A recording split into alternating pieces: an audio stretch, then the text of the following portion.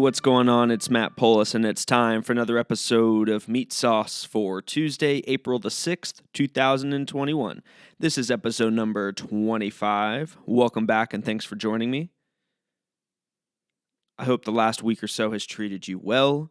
I hope you had a nice Easter weekend. I hope you've had a good start to April.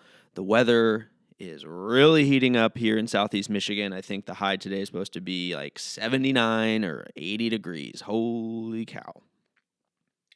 I don't really have a ton to talk about today. I do have a good amount of what's on the shelf today. I have a little something different, shaking things up a little bit.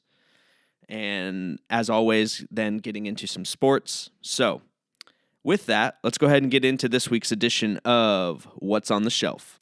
Like I said, I'm switching it up a little bit this week. Wanted to offer a short list of suggestions for someone who's interested in getting into bourbon, but doesn't know where to start. And I know, week over week, I've been giving specific bottles, so it can kind of get confusing as to like which bottles, I'm talking about to get, especially if you're starting out. You don't want to spend a lot of money. So today I'm giving you 5 bottles of bourbon to try for under $30. I wanted to put this list together because with the current bourbon boom happening across the country, there are so many different bottles to choose from, and if someone wants to get into drinking bourbon, it can really be overwhelming from a selection standpoint and from a wallet standpoint. I think the thing to know first is that there is great tasting bourbon that does not cost a lot of money. There are people out there who will assume that the only good bourbon out there is going to cost at least $60 a bottle, and if you want to get the really, really high-end stuff, you're going to have to pay $200 a bottle. And that just isn't the case. I mean, those things are out there, yes, but there's so much great value in bourbon out there, and so I purposely crafted this list to feature 5 different distilleries, which provide 5 different flavor profiles. And so this would allow you to decide for yourself kind of which you prefer, and then, can help you venture out from there with where you want to go, on your bourbon journey. These bourbons are also typically readily available anywhere you go, so you shouldn't have too much trouble finding them. And if you've had some of these, I'm also going to recommend kind of their bigger brothers of these bottles, that are typically a little more expensive and higher in proof. But if you've already had some of these, then and you liked those and you want to take the next step up within the same flavor profile, I'm going to give kind of their big brothers that's out there on the market. So number 5 on the list is going to be Maker's Mark Kentucky Straight Bourbon Whiskey. Maker's Mark is a wheated bourbon, which means instead of their secondary grain being rye, they use red winter wheat. This provides the bourbon with a sweeter profile. It doesn't have that typical rye spice or burn that people associate with bourbon. This bottle comes in at 90 proof, is aged 5 to 6 years, and retails anywhere between $25 and $30. It can be a great daily sipper, either neat, on the rocks, or in a cocktail. I typically have been using Makers to make like hot toddies. I have drank it neat. It's okay for me neat. I do really like it in the hot toddy. I could see it going well with any sort of old-fashioned or cocktail like that. If you've had this offering, which Maker's Mark is kind of a staple when you go to the store, it's the one with the red wax. Like, you see it everywhere you go. So you may have had it, and if you've liked it, I would recommend trying out they say limited edition, but Maker's Mark 101. So it's basically the exact same makers as the regular Maker's Mark. They just don't proof it down all the way to 90. They just leave it at 101, and that just gives it a little more kick in the pants, if you will, a little more oomph. So I actually really like the 101.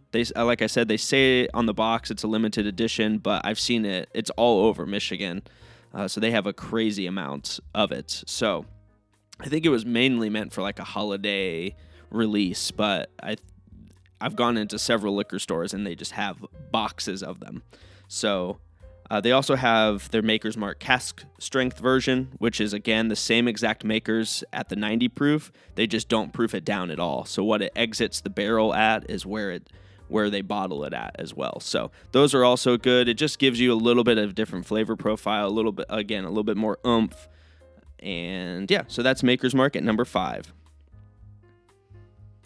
At number 4 on the list is going to be Four Roses Yellow Label Bourbon.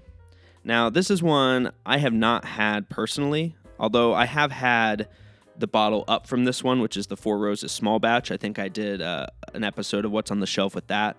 But I chose this one because of its entry-level proof and entry-level price. So the Four Roses Yellow Label is aged for a minimum of 5 years, and it uses a higher rye mash bill featuring 2 different blends, involving at least 20% rye in one of them and 35% rye in the other.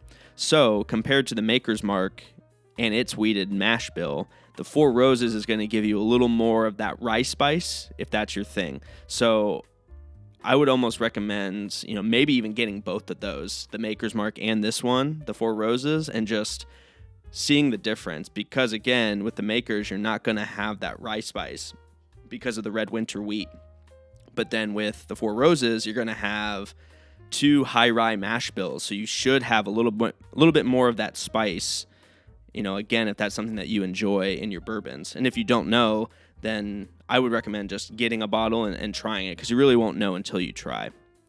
The nice thing about this as an entry-level bottle, it comes in at 80 proof, so very approachable if you're new to sipping bourbon, especially if you're going to want to either put it over ice or eventually drink it neat. I think the 80 proof will tone down any sort of too much rye spice, so you kind of get that entry-level taste of rye as opposed to kind of punching you in the mouth with that rye spice. And this bottle, it looks like it retails for about $22 in my area. So if you were to get this Four Roses Yellow Label and you like it and you want to see what else Four Roses has to offer, the next step up for this one would either be the Four Roses Small Batch or the Four Roses Single Barrel, which the single barrel basically means it comes from one barrel as opposed to blending a bunch of different barrels together, which is what most of these large distilleries do to produce such a high quantity of bottles. So the single barrel comes from one barrel, and so that kind of creates its uniqueness. All right, moving on. Number 3 on the list is going to be Buffalo Trace Kentucky Straight Bourbon Whiskey. Buffalo Trace is one that I had on this segment a couple weeks ago, and I think is a great entry-level bourbon for someone who's interested in, something that's not too high in proof, but wants a little more complex and sweeter flavor profile. This bourbon isn't necessarily unique, but it provides a solid experience for what bourbon is, and coming in at around 8 years old, 90 proof, you can't really beat the retail price of $26. It is a really nice sipping bourbon, and I think it gives you the sweetness of what maybe the Maker's Mark can give you with the red winter wheat. But what the difference is here, there is rye within this mash bill in Buffalo Trace, and you're getting a little older of a bourbon, so 8 years old, so you're going to be getting a little more of that potential oak flavor, so you can kind of start understanding what oak is. I am personally still trying to figure out what the heck I'm tasting when I'm looking for oak in a bourbon, but Buffalo Trace would be a great option. Again, lower, 90 proof.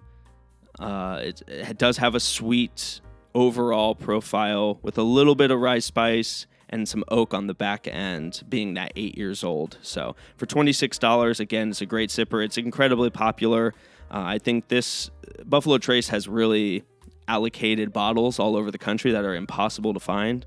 Buffalo Trace is by far their most readily available. So if you've had Buffalo Trace and you're looking for what's the next step within the Buffalo Trace distillery, I would say Eagle Rare. Eagle Rare is basically the same mash bill, same everything. It's just 10 years old as opposed to 8. So it's a little bit older. You're going to get a little more oak involved. To me, having the Eagle Rare, it's a little more rounded, a little more well-rounded than the Buffalo Trace is. So it's even an easier sipper, in my opinion, still coming in at that low 90s proof. The only problem with Eagle Rare, it's very hard to find. At least right now, it's starting to be allocated heavily. I know when I got my bottle of it, the owner of the liquor store literally walked to the back of the store to go get it. He didn't have it on a shelf anywhere, because if they're on the shelf, people take them like crazy. So he keeps them in the back until you, I guess, ask for them. So yeah, I would say Eagle Rare. Other than that, there's really not another bit, level up, unless you're gonna start hunting for bottles, and I just can't justify truly hunting for bottles just yet. So, pro tip for you out there: a lot of Buffalo Trace products really hard to find. I would probably just stick with Buffalo Trace, the regular release that's more readily available. All right, number 2 on the list is possibly, to me, one of the most underrated and overlooked bourbons on the market, and that is Wild Turkey 101. I've yet to buy a second bottle of this, mostly because I've wanted just to try some others before coming back to it. I'm making this list because there's so many bourbons out there. I'm like having a hard time justifying going back and buying multiple bottles of the same thing, because I still want to keep trying so many more different ones to see what I like and see, make sure I'm well-rounded, if you will. But when the time comes, I will definitely be picking up another one of these bottles. I mean, they're so, so good. So Wild Turkey 101 is a blend of 6, 7, and 8-year-old bourbons. With the 101 proof, you're definitely turning the dial up a little bit with this bottle. You get a decent amount of spice on this one, along with some oak, and they have that number 4 rated barrel char, which means they burn the crap out of these barrels before they put the liquid in. It kind of gives them this, what they call it like alligator char, because the barrels get all scaly and kind of reptile-y, so similar to an alligator. And it creates all these crevices that when the bourbon's put into the barrels, it gets into those crevices and kind of soaks up more of what the oak wood has to offer there. So the hints of vanilla and caramel really round this bottle out nicely and provide a great sipping experience, all for just about $22 to $26 a bottle.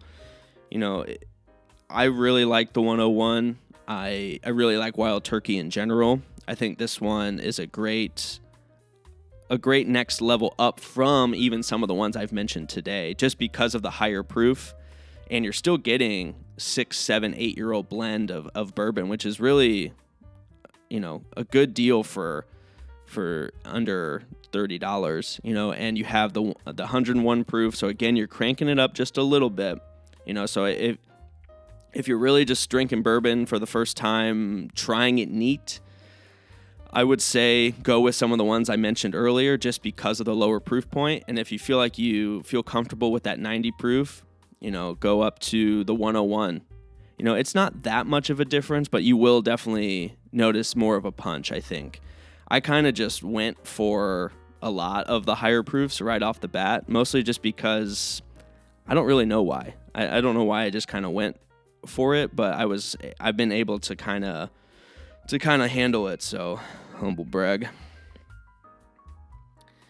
And then if you've had the 101 and you like that and you're like, man, I really like that Wild Turkey, I like that kind of funk that they have, if you're looking for a step up from the 101, I would check out Wild Turkey Rare Breed. It's absolutely fantastic. Like, if you like the 101, the Wild Turkey Rare Breed, for $20 more, I think it's a $45 bottle. Holy cow, that thing is so freaking good. I would even say, after you have 101 to try it, I would just say keep buying the Rare Breed, because it is just so good. Again, for $20 more, you're getting a bottle that's non-chill filtered, 116 proof, barrel proof. I mean, it is a hitter of a bottle for only $45. So, but I would start with the 101, see if you like that, and then jump up to the Rare Breed. And finally here, number 1 on the list it's going to feature 2 bottles, one of the lower proof version of it, and then one of the higher proof version, because I think they're both worth it, and they're both around the same price. So number 1 on the list is the Old Forester 86 proof Blue Label and the Old Forester 100 Proof Orange Label. I find myself time after time, coming back to Old Forester bottles and their flavor profile. I have finished one bottle of the 86 and currently have a bottle of the 100 proof open on the shelf right now. And I don't know why I held off buying the 100 proofs for so long. I think I don't know why. It's so freaking good. It's a fantastic daily sipper.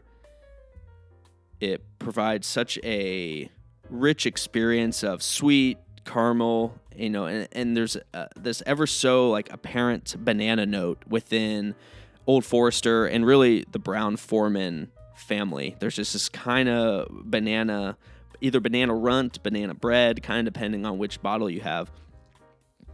And it's really, really nice. I just will smell it and then drink it and just enjoy the entire experience. Probably too much information. So in my area, the 86 proof bottle comes in at around $22, and the 100 proof bottle comes in around $24 to $26. So if you're new to bourbon, I would start with the 86 proof. If you want something a little punchier, then move up to the 100 proof. It's the exact same bourbon. The juice in the bottle is the exact same. They just proof down one to 86 proof, and they leave one at 100 proof. Again, I think these might be some of the best daily sippers, and they're always available, like multiple bottles on the shelf. I now have several other of the Old Forester products, and they're just all so good. So if you've had the 86 and you like that, and you want to bump up a little bit, and you like the 100 proof, and you've had that, and you're wondering, man, I really like this Old Forester profile. What else is out there? Then I would check out their Whiskey Row series, including the Old Forester 1910 and Old Forester 1920. They have two other bottles as well. I think it's the 1870 something, and then the 1897. And the 1910 and 1920 are the go-tos for the Whiskey Row series. They are phenomenal, so you will not be disappointed. So if you like the 86, you like the 100, you're wanting to see what else Old Forester puts out there, I would check out the 1910 and the 1920. They're fantastic. They're doing such a great job over there at Old Forester. I can't get over it.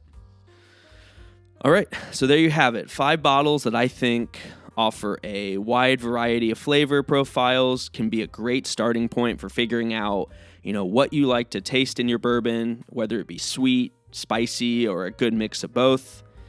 Whether you want to drink it in a cocktail, over ice, or neat. I think all of these options, you can literally go out and just buy all 4 or 5 of these bottles, and it'll be like $100 basically, but you'll be set for a long time, and you'll have so different profiles in each one to where you can kind of start picking out like the differences and the nuances about each distillery, and then go from there as far as if you want to, maybe you get all 5 and really you only like the Buffalo Trace out of those 5 the most. You like them all, but Buffalo Trace is like clearly a standout.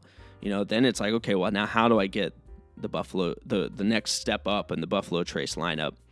And, so definitely recommend starting out with these if you're, again, not really sure where to go. And yeah, that's all I've got for this week's What's on the Shelf.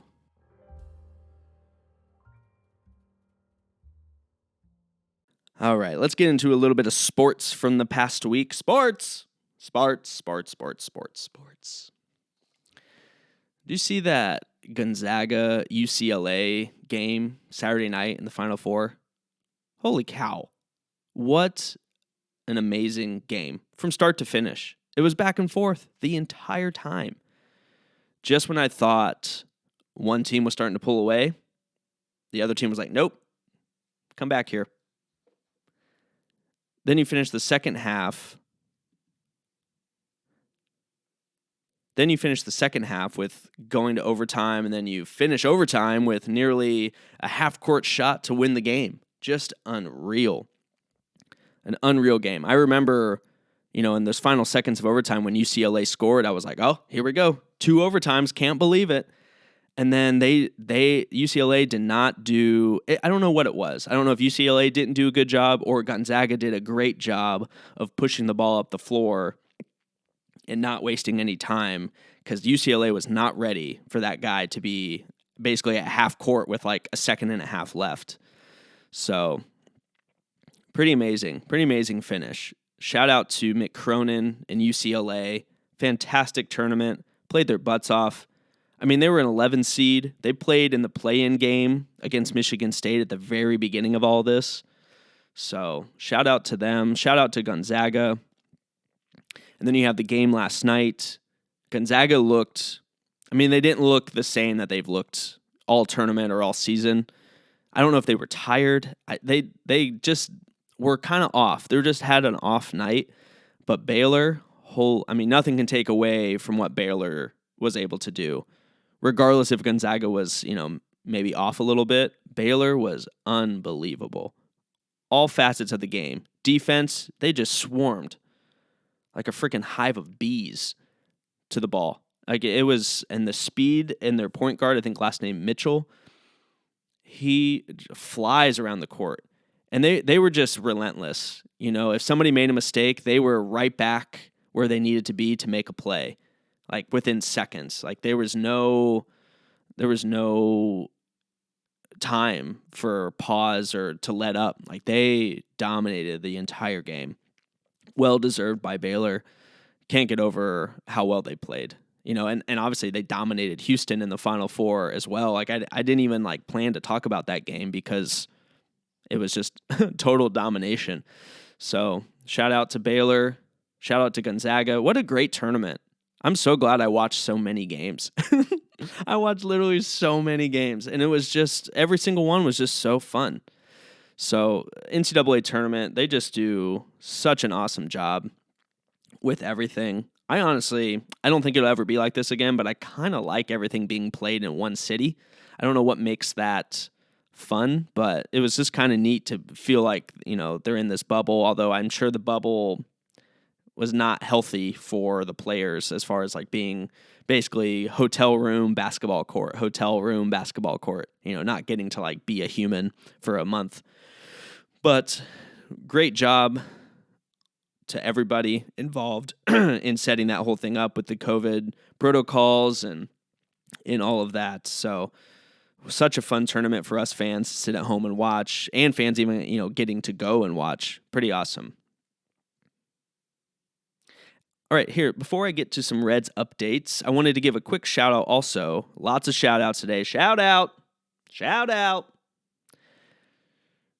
to former Reds pitcher Trevor Bauer. Trevor made his debut over the weekend with his new team, the LA Dodgers. He announced prior to his start that he will be donating $1,000 per strikeout to different charities and programs in the LA area all season long. Each month is going to feature a different charity or program. And I think it's just incredible that Bauer is doing that. Obviously he signed a massive contract. I think he's making roughly $30 to $33 million a year, each year over the next 3. So just the fact that he wants to give back, and he's from the LA area. So I think he went to UCLA for college. Just the fact that he wants to give back so aggressively, I think is pretty amazing. So in his first start, he had 10 strikeouts. So right there, he's donating $10,000, and it's going to benefit people who really, could use that money regardless, whichever program or charity it is, it's just going to help people the entire season. I think that's an amazing thing.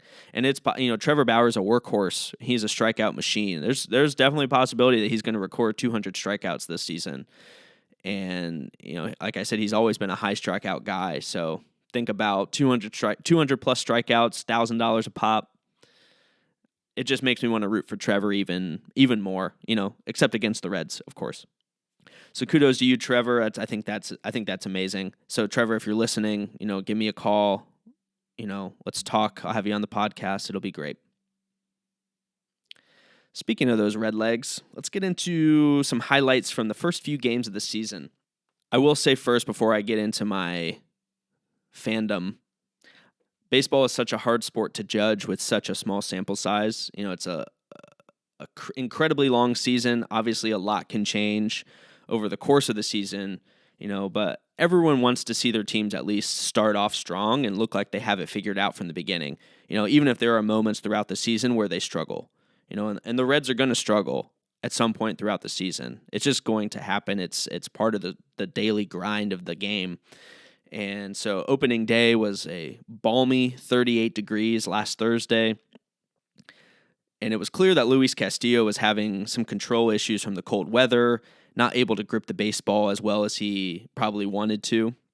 One thing I was excited to see from the Reds on opening day, even though they lost, is that they put runs on the board, and they weren't just all from home runs. You had guys getting on base via line drive, base hits, and this really would continue for the rest of the weekend against the Cardinals. I mean, don't get me wrong, there was definitely a fair share of home runs, but the overall ability to get on base, move guys over, drive them in, was a sight I honestly did not expect to see this early from this Reds team.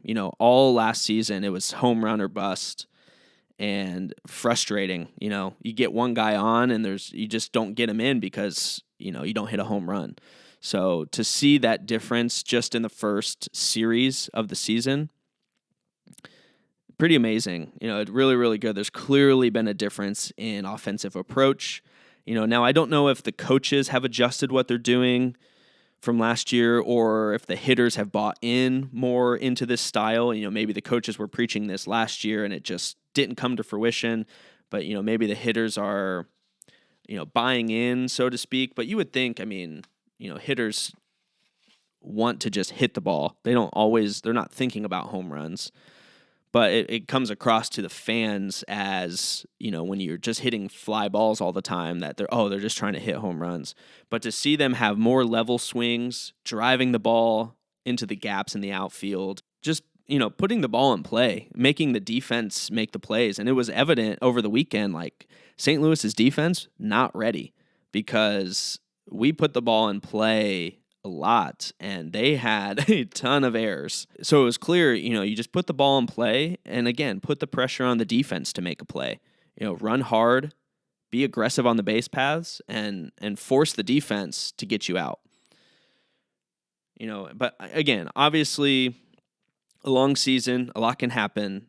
I'm really, really impressed with where they are offensively. Even last night against the Pirates, they did end up having to rely on the home run ball to win that ball game. But there were also, I forget which inning it was, 7th or 8th, I think.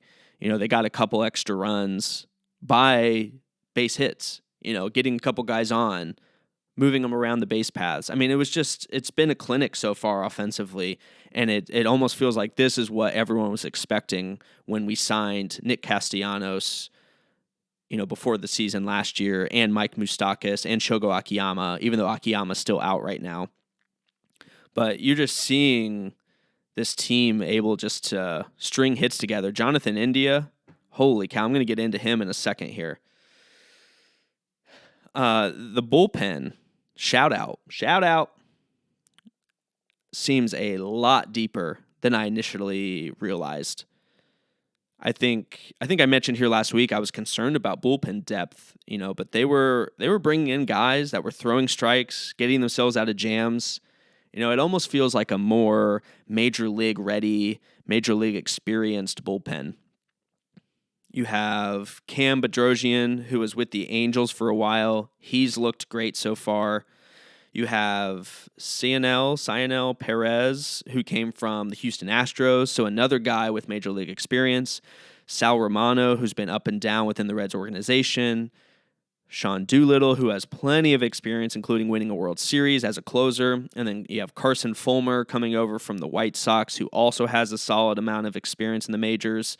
So this is a bullpen that up and down the roster has a ton of major league experience, and that could really bode well for the Reds this year. And you have guys who have closed out games, who have been in those high pressure situations that are now pushed back into those earlier innings, into those 6, 7, 8 innings, to where their experience is going to, I would think, thrive in a 6th inning.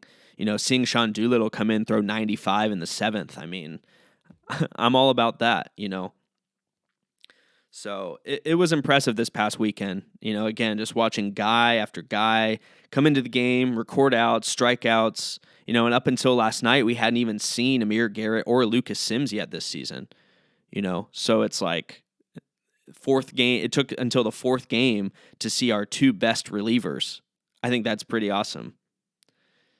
So really thrilled about the bullpen. I actually think I'm more thrilled about the bullpen than the starting pitching. And the starting pitching has been good too. Like Tyler Mahle shoved. Like he had a great game. I think he pitched Saturday, and then Jeff Hoffman had a good first start with the Reds Sunday, so it's exciting. I think if the Reds can hold on to the attitude and energy that Nick Castellanos has, if they can hold on to that for a good portion of this season, I think it's going to be a very fun time to be a Reds fan. I think Castellanos has easily won over Reds country already. Obviously he was with the team last year, but no fans in the stands. He was not that. Like what he is so far this season was not really that last year. I'm so glad to have him on the team. The guy just wants to win, doesn't care about anything other than winning. And this team needs that kind of attitude. They don't really get it from Joey Votto, unfortunately, but Joey's just never really been that guy. He's never been that vocal, outwardly vocal on the field, all of that. I mean, he can be. He's just not real. He kind of just does his business, and that's okay. But we need guys like a Castellanos. Trevor Bauer was kind of that guy last year, and the team just needs that kind of attitude. Baseball can be such a mundane sport, especially, again, a grind day in, day out. You need to be able to create your own energy, in a game that's not always fast-paced, and I think Nick is setting the tone for the rest of the team. And so he's really ready to put this team on his back, too. And I don't want to forget another guy who's also bringing his own sense of swag is rookie Jonathan India. He clearly fits the mold of a ball player. You look at him and he's just like, yeah, he looks like a baseball player. His confidence from day one just shows he belongs in the majors. Definitely lots to be excited about with him. I mean, and it's kind of interesting, he has kind of that same swag, same attitude that Nick Castellanos has, and they're both from South Florida. So the broadcasters have been making, comments about, both of them being from like the South Florida area, kind of having that same swag. I'm all about it. I freaking love it. And India has definitely been a spark as well to just jump in and be the everyday second baseman right now. I think it's pretty amazing. So definitely lots to be excited about after that first series. If you're a Reds fan, it honestly kind of caught me by surprise, with the overall good play of the team. Hopefully they can keep it up. Again, long season, lots can happen. They will have their struggles for sure, but I have to hope that they can ride these waves for so much longer than they are not riding the waves. If they can string together 3, 4, 5, 6 wins and then maybe lose a couple and then do another 3, 4, 5, 6 wins. I mean, that stuff starts to compound on each other really quickly. So, you want to get far out ahead and hope to maintain that throughout the season, especially through your struggles, So definitely exciting time. Baseball back in full swing.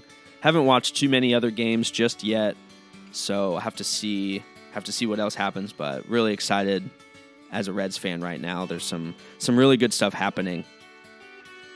All right, I think that's going to do it for today's episode. Thanks so much for joining me. Please remember to like, comment, subscribe to the show. I hope you have a great rest of your week, and I will check in with you next week. Bye, everybody.